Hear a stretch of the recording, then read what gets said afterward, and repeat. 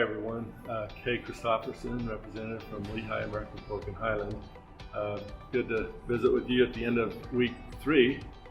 There have been a few things I want to update you on. Last time we talked, I talked about a bill that was going to the Transportation Committee on the University of Utah's desire to have information so that they could do research on cancer and other diseases, and the bill was held up because of, there was a conflict of personal information, how that's being used, and so we held the bill up. But we did rehear that after some compromises were made so that personal information will be protected and people will be notified at the driver's license division that their information could be used if they allowed it. If they didn't allow it, they could opt out on that.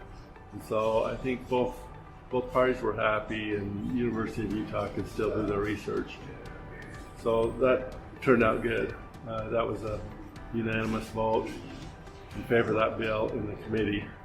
Also, there are several bills regarding abortion and the rights of mothers and the rights of the unborn. And I am pro-life. I've always been pro-life. It's something that I'm supporting the bills that protect the life of the unborn. And there is a bill coming up that just says the woman has a right to take the remains of an unborn baby that has died and bury that baby. That it's not just fetal waste. So I think that there's several bills that are helping to promote pro-life issues. There are several vaping bills to protect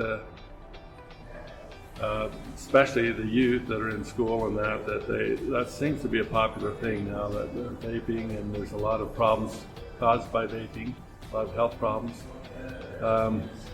One of the things that I've talked to some of the vaping industry about is they promoted this, saying this will help those who smoke to get off cigarettes.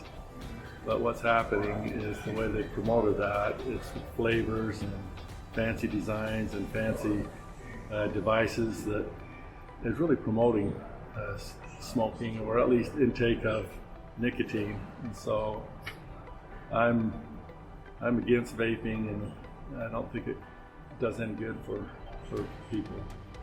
The last thing I wanted to talk about is yesterday we had some resolution that recognized the 150-year anniversary of women being given the right to vote in Utah. Utah was the first state to do that, and we were a pioneer in that effort. And it also recognizes 100 years since the 19th Amendment was passed, where women are able to get the vote nationwide. And so those are some fun things that are happening. We've got activities out in the rotunda every day that's interesting. And so appreciate your input, and have a nice weekend. We'll see you next week. Thank you.